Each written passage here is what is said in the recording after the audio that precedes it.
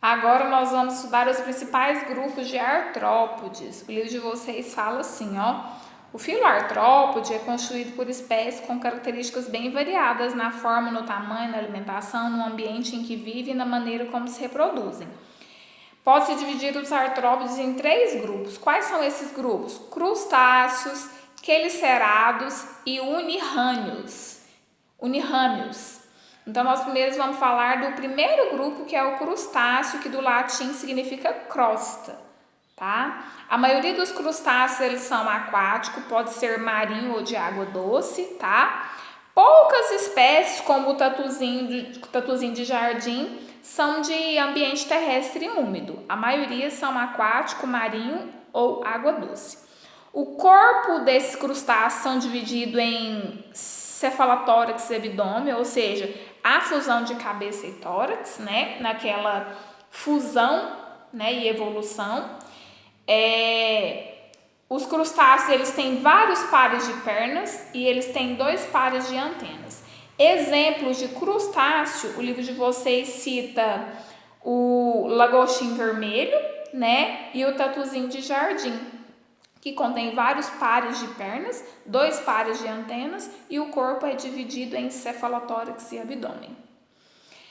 No livro de vocês, na página 227, nós vamos falar do segundo grupo de artrópode, que é o quelicerado, que do grego significa que a antena tem pinça, né? Então, são animais que são venenosos, que se a antena tem pinça, é para pegar alguma coisa. Então, o livro de vocês fala que os quelicerados, a maioria dos quelicerados são terrestres. O caranguejo ferradura, apesar do nome, é um quelicerado que vive em ambiente marinho. Então, existe quelicerado que a maioria são terrestres, mas porém existe quelicerado que são marinhos, que é o caso do caranguejo ferradura. O corpo dos quelicerados são divididos em cefalotórax e abdômen, ou seja, tem fusão de cabeça e tórax. Eles apresentam 4 pares de pernas, ao invés do outro, que são vários pares, aqui é só 4 pares de pernas.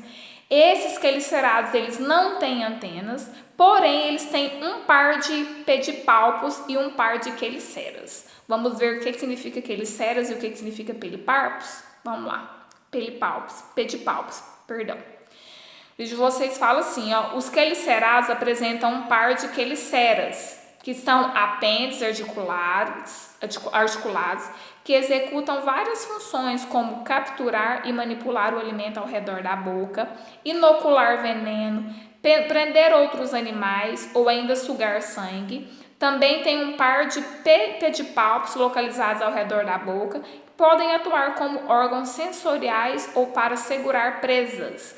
Então, são animais venenosos. Se eles têm pedipalpos e eles têm queliceras, é porque eles soltam venenos e eles seguram presas. Então, são artrópodes, grupos de artrópodes que são venenosos. O livro de vocês mostra um escorpião, que é um exemplo de quelicerato, e mostra também uma aranha. A aranha, ela tem queliceras e ela tem pedipalpos, e também o escorpião, ele tem queliceras e ele tem pedipalpos. Lembrando que eles têm 4 pares de pernas, né? Vocês estão vendo aqui que eles têm 4 pares de pernas. Eles não têm antenas, mas têm o que? Os pedipalpos, os queliceras, que substituem a antena, e é até pior, porque é por onde eles liberam venenos, né? Inoculam veneno, sugam sangue e até mesmo seguram presas. E para encerrar os 3 grupos de artrópodes, existe o unirrâmeos, que do latim significa com remo. Os unirrâmeos, eles podem ser divididos em 3 grupos: insetos, diplópodes e quilópodes. Então, nós vamos falar do primeiro unirrâmeos, que são os insetos, que do latim significa partes segmentados. Então, a maioria dos insetos, eles são terrestres, com poucas espécies aquáticos, são os únicos invertebrados que voam, tá? O corpo é dividido em cabeça, tórax e abdômen, então eles não são cefalotórax.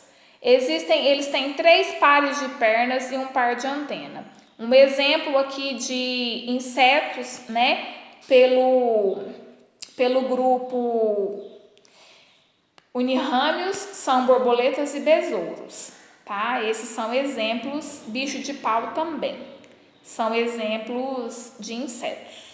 O livro de vocês fala que, embora a maioria dos insetos voem, há alguns representantes que não fazem, como o exemplo de pulgas e piolhos, que fazem parte de artrópodes do grupo dos unirrâmios. Então, nós temos piolho e pulga que não voam, e nós temos borboleta, besouro, né, e bicho de pau, que são unirrâmios que voam. Aí, o segundo grupo, né, dos unirrâmios são os diplópodes, que do grego significa duplo pé terrestre. O corpo é dividido em cabeça e tronco. Eles têm 2 pares de pernas por segmento e 1 par de antena. Exemplo de diplópodes, nós temos o piolho de cobra. E para encerrar os unirrâmios, existem os quilópodes. Os quilópodes do grego significa 1000 pés. São terrestres, né? Poucas espécies vivem em zonas entre marés.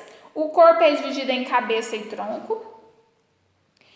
Eles têm 1 par de pernas por segmento, então a cada segmentozinho eles têm um par de pernas. Eles têm 1 par de antenas, 1 par de estrutura injetora de veneno.